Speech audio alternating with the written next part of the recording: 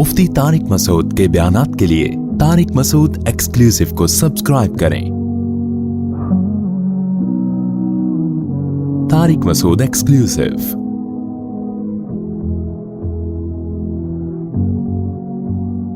नहनु नक़ुस्सु अलैका नबअहुम बिलहक़, ए नबी हम आपको बयान करते हैं उनका वाक़या हक़ के साथ। हक़ के साथ का इसलिए बयान किया गया, हक़ का लफ्ज़ इसलिए बढ़ाया गया कि एक तारीख़ी वाक़या था, और आपको पता है जब तारीख़ी वाक़या लोग नक़ल करते हैं तो बहुत कुछ उसमें कमी बेशी कर देते हैं, कुछ अपनी तरफ से इजाफ़े कर देते हैं, कुछ अपनी तरफ से कमियां कर देते हैं। तो वाक़या की जो असल बात है वो तो दुरुस्त होती है, लेकिन उसमें जो एडिशन होती है वो गलत होती है। तो इसलिए कुरान कह रहा है कि आप लोगों को मत देखें, हम आपको ठीक बयान करते हैं। जितना कुरान बयान करेगा वो 100% मुस्तनद होगा, बाकी जो लोगों में मशहूर है उनमें कुछ सही होंगी, कुछ बातें गलत होंगी। इसलिए अल्लाह ने फरमाया कि हम ठीक तौर पर आपके सामने बयान करते हैं।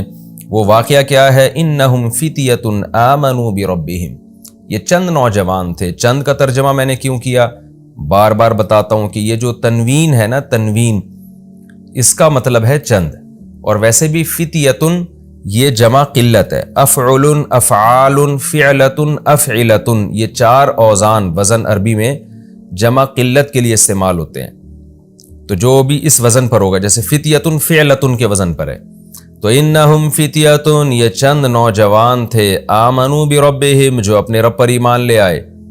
इस वाक़े का खुलासा ये है कि हज़रत ईसा अलैहिस्सलातु वस्सलाम, राज कौल के मुताबिक, यकीनी तौर पर तो 100% यकीनी बात किसी मुफस्सिर ने नहीं कही है, लेकिन जो मुअर्रिखीन से मुफस्सिरीन ने जो वाक़यात लिए हैं, अहले किताब से जो लिए हैं, उसके मुताबिक देखा जाए तो हज़रत ईसा अलैहिस्सलातु वस्सलाम के दीन के पैरोकार थे ये लोग। और कहा जाता है कि हज़रत ईसा अलैहिस्सलाम के 250 साल के बाद का ज़माना है इनका, 250 साल।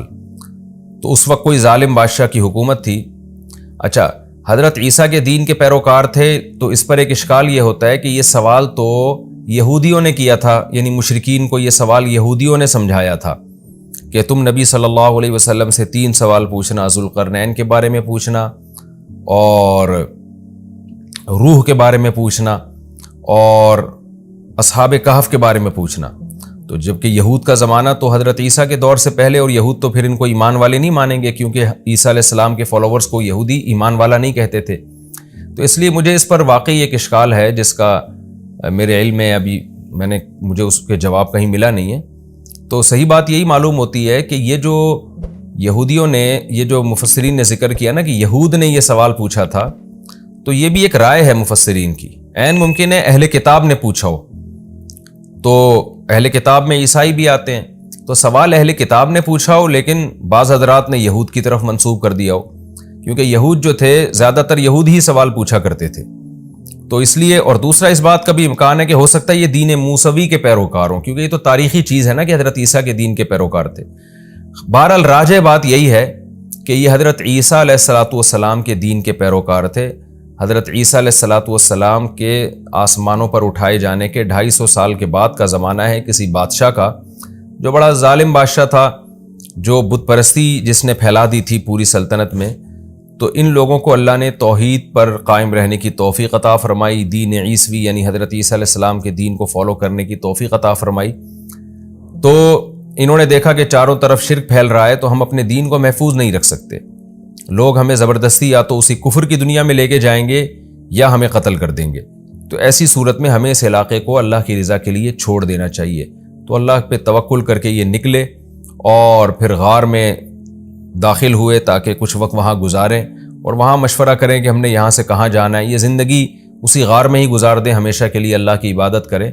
लेकिन अल्लाह ने वहाँ इनको गहरी नींद सुला दिया, और 309 साल के बाद ये जागे हैं। तो वो इलाका तब्दील हो चुका था, वहाँ जो जालिम बादशाह की हुकूमत ख़त्म हो चुकी थी। अब 309 साल का ज़माना अगर देखा जाए तो हज़रत ईसा अलैहिस्सलाम के बाद 250 साल ये और 300 साल वो, तो 550 साल, यानी हज़रत ईसा के 550 साल के बाद ये बेदार हुए हैं। और नबी सल्लल्लाहु अलैहि वसल्लम की जो विलादत हुई है वो 570 ईस्वी के आसपास हुई है, यानी यकीनी तौर पर तो नहीं कहा जा सकता, 1-2 साल 2-4 साल आगे पीछे हो सकते हैं इसमें। تو یہ جو کہا جاتا ہے نا 570 عیسوی میں، یہ 100% یقینی نہیں ہے، 2-4 سال اس میں اوپر نیچے ہو سکتے ہیں۔ تو اس سے یعنی بعض مفسرین اس طرف گئے ہیں کہ ان کا زمانہ رسول اللہ صلی اللہ علیہ وسلم کی پیدائش سے 20 سال پہلے کا زمانہ ہے، یعنی نبی صلی اللہ علیہ وسلم کے دور سے 20 سال پہلے یہ جو ہے وہ غار سے نکلے ہیں، اور پھر جو واقعہ آگے قرآن نے بیان کیا جو ہم انشاءاللہ تفسیر میں پڑھیں گے۔ تو یہ نبی صلی اللہ علیہ وسلم کے دور کے بہت قریبی واقعہ ہے، لیکن چونکہ وقت مشہور ہو گیا تھا تو لوگوں کی زبان پر عام ہو گیا تھا، اس لیے لوگ آپ سے یعنی اہل کتاب کی زبان پر عام ہو گیا تھا، خاص طور پر مشرکین تو اس سے نابلد تھے۔ اب یہ ہوا کس جگہ پر ہے، یعنی کس جگہ یہ واقعہ ہوا ہے، اس کے بارے میں بھی کوئی یقینی بات ہمارے علم میں نہیں ہے، کیونکہ اس کے بارے میں جو تاریخی کتابیں ہیں ان میں ٹکراؤ بہت ہے، تو یقینی طور پر یہ کہنا کہ یہ فلاں جگہ یہ واقعہ ہوا تھا، فلاں جگہ ہوا تھا، یہ ہمارے بس میں نہیں ہے۔ تو قرآن نے بھی جو اس واقعے کی اہم اجزاء تھے انہی کو زیادہ ہائی لائٹ کیا ہے۔ تو قرآن کہتا ہے وَرَبَطْ إِنَّهُمْ فِتْيَةٌ آمَنُوا بِرَبِّهِمْ، یہ چند نوجوان تھے جو اپنے رب پر ایمان لے آئے، وَزِدْنَاهُمْ هُدًى، اور ہم نے اضافہ کر دیا ان میں ہدایت کے اعتبار سے۔ کیا مطلب؟ ہم نے ان کو اور زیادہ ہدایت دی، اور زیادہ ہدایت کا مطلب یہ ہوتا ہے کہ استقامت عطا کی، توکل پیدا کیا ان کے اندر، جو ایمان کی برکات تھیں وہ کامل طور پر ہم نے ان کو عطا کی۔ وَرَبَطْنَا عَلَىٰ قُلُوبِهِمْ، اور ہم نے ان کے دلوں کو باندھ لیا، یعنی صبر کی توفیق عطا کی۔ اذ قاموا، اس وقت جب یہ کھڑے ہوئے اور کہنے لگے ربنا رب السماوات والارض، ہمارا رب وہ ہے جو آسمانوں اور زمین کا رب ہے، یعنی وہ رب نہیں ہے جو انسانوں نے بنا رکھے ہیں بہت سے رب، ہمارا رب تو وہ ہے جو آسمانوں اور زمین کا پالنے والا ہے۔ یہ کس کے سامنے کہا انہوں نے؟ ہو سکتا ہے لوگوں کو جمع کر کے کہا ہو سکتا ہے تنہائی میں ایک دوسرے کو کہا ہو سکتا ہے وقت کے ظالم بادشاہ کے سامنے کہا ہو، اور ڈٹ گئے اور کہنے لگے لن ندعو من دونہ الہا، ہرگز ہم اس اللہ کے سوا کسی کو معبود نہیں پکاریں گے، کچھ بھی ہو جائے۔ لقد قلنا اذا شططا، اگر ہم نے ایسا کر دیا، اللہ کے سوا کسی کو پکار دیا، تو ہم نے تو حق سے بہت غلط بات کی، حق سے بہت دور بات کی ہم نے۔ یہ کیسے ہو سکتا ہے کہ یہ انسانوں کے ہاتھوں کے تراشے ہوئے بت یہ خدا کے شریک بن جائیں؟ یہ کیسے ہو سکتا ہے؟ ہم تو بہت ہی غلط بات کرنے والے ہو جائیں گے اگر ہم اللہ کے سوا کسی کو پکاریں۔ لہذا ہم اس قوم کو اور اکثریت کو یا بادشاہ کے دین کو نہیں دیکھیں گے، ہم وہ دیکھیں گے جو حق ہے۔ ہؤلاء قومنا، یہ جو ہماری قوم ہے، اتخذوا من دونہ آلہہ، انہوں نے اللہ کو چھوڑ کر بہت سے معبود بنا لیے ہیں۔ آلہہ کا بھی الہ کی جمع ہے نا، افعلتن کے وزن پر، الہتن تھا اصل میں، تو یہ جمع قلت ہے، چند معبود تراشے ہوئے انہوں نے۔ لولا یاتون علیہم بسلطان بین، ہماری اس قوم سے ڈیبیٹ ہو رہی ہے، یہ بار بار اپنے باپ دادوں کے حوالے دے رہے ہیں کہ ہمارے ابا ایسے کرتے تھے، ہمارے دادا ایسے کرتے تھے۔ سوال پیدا ہوتا ہے لولا یاتون علیہم بسلطان بین، یہ بہت بڑی واضح دلیل کیوں نہیں لے کر آتے؟ یہ بہت بڑی دلیل کی بات اس لیے کی کہ کسی کو خدا بنانے کے لیے چھوٹی دلیل بھی کافی نہیں ہے، بالکل واضح سلطان بین جب تک نہیں ہوگی اس وقت تک ہم کسی کو اپنا خدا اور رب تھوڑی تسلیم کر لیں گے۔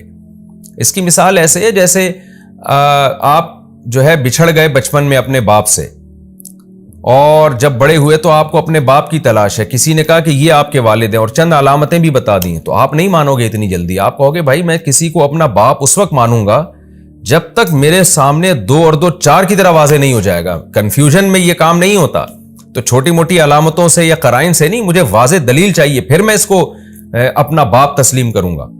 کیونکہ کسی کو باپ مان لینا، ماں مان لینا، یہ بہت حساس معاملہ ہے، کیونکہ پھر ساری محبتیں اس کو دینی پڑتی ہیں، اس کی خدمت کرنی پڑتی ہے، اس سے دل لگانا پڑتا ہے۔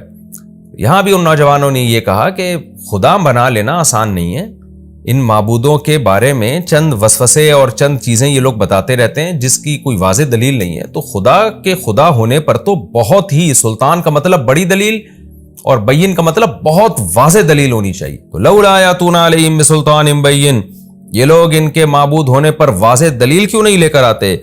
فمن اظلم، اس سے بڑا ظالم کون ہوگا؟ افترا علی اللہ کذبا، جو اللہ پہ جھوٹ باندھ دے۔ یعنی قوم تو اکثریت کا ریفرنس دے رہی ہے نا، کہ تمہارے باپ، تمہارے چچے، تمہارے مامے، تمہارے سارے ریلیٹیو سب خدا کے علاوہ معبودوں کو پوچھتے ہیں، تم ایک اکیلے کہاں سے آ گئے؟ تو یہ قوم کو جواب میں کیا کہہ رہے ہیں کہ اس سے بڑا ظالم کون ہوگا جو اللہ پہ جھوٹ باندھے۔ یعنی تم تو یہ کہتے ہو نا اللہ نے ان کو اختیارات دیے ہوئے ہیں، بارش برسانے کا اختیار اس کے پاس ہے، اولاد دینے کا اختیار اس کے پاس ہے، فلاں کام کا اختیار اس کے پاس، تو اس کا مطلب کہ تم اللہ پہ جھوٹ باندھ رہے ہو، جبکہ اللہ تو کہہ رہا ہے میں نے کسی کو اختیارات نہیں دیے۔ تو اس سے بڑا ظالم کون ہوگا جو اللہ پہ جھوٹ باندھے؟ یعنی جھوٹ کی مختلف انواع ہوتی ہیں، کہ یہ کہ آپ اپنے باپ پہ جھوٹ باندھ دیں، ایک ماں پہ جھوٹ باندھ دیں، بھائی پہ جھوٹ باندھ دیں، دوست پہ جھوٹ باندھ دیں، حکومت پہ جھوٹ باندھ دیں۔ تو ان جھوٹ باندھنے کی نوعیتوں میں سب سے بڑا ظالم وہ ہے، سب سے بڑا جھوٹ یہ ہے کہ آپ خدا کی طرف جھوٹ کی نسبت کریں۔ اب جب یہ ڈیبیٹ ان کی قوم سے ہو رہی ہے تو پھر آپس میں انہوں نے مشورہ کیا کہ بھائی وَإِذِ اعْتَزَلْتُمُوهُمْ، یہ چند نوجوان مل کے اکٹھے ہوئے، انہوں نے آپس میں مشورہ کیا کہ دیکھو جب تم نے اس قوم کو چھوڑ ہی دیا ہے، اور جب کہ تم اعتزلتموہم، اس قوم سے تم نے کنارہ کشی اختیار کر لی ہے، یعنی اس کے مذہب کو چھوڑ دیا تم نے، وما یعبدون، اور ان کے معبودوں کو بھی چھوڑ دیا۔ تو دو ہی چیزیں ہوتی ہیں، عابد اور معبود۔ تو ان میں یہاں بھی اس ملک میں دو ہی طرح کے لوگ ہیں، یا تو مشرک ہیں یا وہ باطل ہیں جن کی عبادت ہو رہی ہے، تو دونوں ہی باطل ہیں۔ تو ہم ان باطل لوگوں میں ہم کیوں رہیں؟ تو لہذا جب ہم نے ایسا کر ہی دیا ہے، فَأَوُوا إِلَى الْكَهْفِ، تو پھر غار کی طرف چلو۔ کیا مطلب؟ نظریاتی طور پر تم نے جب اس قوم کو اور ان کے خداؤں کو چھوڑ دیا ہے تو عملی طور پہ بھی چھوڑ دو، یعنی جسمانی طور پہ بھی کنارہ کشی اختیار کر لو۔ تو اللہ کے سوا جب سب کچھ چھوڑ دیا ہے تو پھر پریکٹیکلی بھی چھوڑ دو۔ اب چھوڑ کے جائے کہاں؟ تو فَأَوُوا إِلَى الْكَهْفِ، فی الحال یہ کرو کہ غار میں چلے جاؤ، چھپ کے وہاں اللہ کی عبادت کرو، کھانے پینے کا انتظام کر لو، حفاظت کے لیے کتا ساتھ میں لے جاؤ اپنے، تو جو ایک دنیاوی اسباب ہو سکتے ہیں وہ اختیار کرو، وہاں جا کے ہم غور کریں گے۔ فی الحال یہاں سے نکلو، کیونکہ یہ تو ہمیں نہ نماز پڑھنے دے رہے ہیں، نہ روزہ رکھنے دے رہے ہیں، نہ توحید پر قائم رہنے دے رہے ہیں، فی الحال یہاں سے نکلو۔ ینشر لکم ربکم من رحمتہ، تمہارا رب تمہارے لیے اپنی رحمت سے رحمت پھیلا دے گا، کچھ نہ کوئی انتظام کرے گا۔ یعنی جو ہمارے بس میں ہے وہ ہم کر لیتے ہیں، جو ہمارے بس میں نہیں ہے ہم وہ اللہ پہ چھوڑ دیتے ہیں، یہ اس آیت کا حاصل ہے۔ ینشر لکم ربکم من رحمتہ وَيُهَيِّئْ لَكُم مِّنْ أَمْرِكُم مِّرْفَقًا، اور تمہارے معاملے میں تمہارا رب، یعنی سب ایک دوسرے کو سمجھا رہے ہیں کہ تمہارے معاملے میں تمہارا رب کوئی آسانی کی صورت پیدا کر دے گا۔ اللہ سے بھی کچھ امیدیں لگاؤ، سب کچھ ہم نے نہیں کرنا، جو ہمارے بس میں ہے وہ ہم کریں گے، باقی اللہ پہ چھوڑتے ہیں، اللہ سے ہمیں اچھی امید ہے، اللہ ہمارے لیے کوئی انتظام کر دے گا۔ ان بیچاروں کو کیا پتا تھا کہ اللہ ایسا انتظام کرے گا آپ کے لیے۔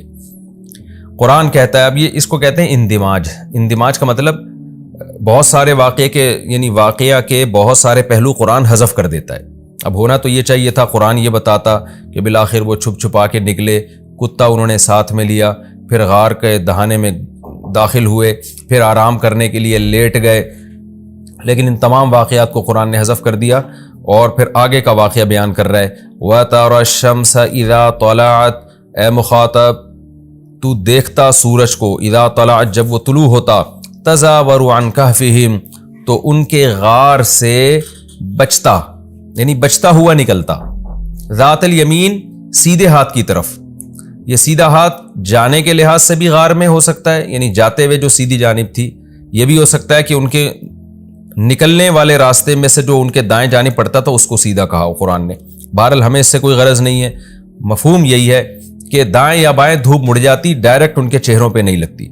تزاور عن کہفہم ذات الیمین، سیدھی جانب ان کے کہف سے، ان کے غار سے بچتی ہوئی نکلتی۔ وَإِذَا غَرَبَتْ، اور جب سورج غروب ہوتا، تقرضہم تو سورج ان سے دور ہوتا، ذات الشمال بائیں جانب کو۔ تو سورج سے دور ہونے سے مراد ہے سورج کی دھوپ، یعنی دھوپ ان سے دور ہو جاتی۔ وَهُمْ فِي فَجْوَةٍ مِّنْهُ، اور وہ غار کے ایک کشادہ حصے میں تھے، جس کی وجہ سے گھٹن نہیں ہو رہی تھی، وہاں ہوا کے گزرنے کا انتظام تھا، سورج کی روشنی کے گزرنے کا انتظام تھا، ڈائریکٹ دھوپ سے اللہ نے ان کو بچایا۔ یہ بھی دیکھیں اللہ کی کیسی قدرت ہے، جو اللہ اتنا کر سکتا ہے کہ غار میں کسی کو 309 سال تک سلا سکتا ہے، بغیر روٹی کے، بغیر پانی کے، تو اس کو اس کی کیا ضرورت ہے کہ وہ سورج کی روشنی کو ان سے بچائے؟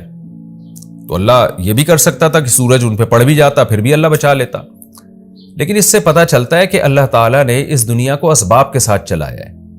تو اللہ تعالیٰ کا مقصد کیا تھا کہ ان کو 309 سال تک سلانا اور پھر جگا دینا، تو اس کے لیے اس کی ضرورت نہیں تھی کہ دھوپ ان کے اوپر ڈائریکٹ پڑے اور پھر اللہ اس دھوپ کے اثرات سے ان کو بچائے. بس اتنی ضرورت تھی کہ بھوک اور پیاس کی حاجت اس سے اللہ ان کو مستغنی کر دے. تو یعنی جب اس سے کام چل سکتا تھا نا، کہ کیونکہ روٹی تو کھا نہیں سکتے تھے نا، سوتا ہوا آدمی روٹی نہیں کھاتا، اور اگر جاگتے تو ان کو یہ ٹائم ان کے لیے بہت طویل ہو جاتا، 309 سال، وہ تو پاگل ہو جاتے اس میں.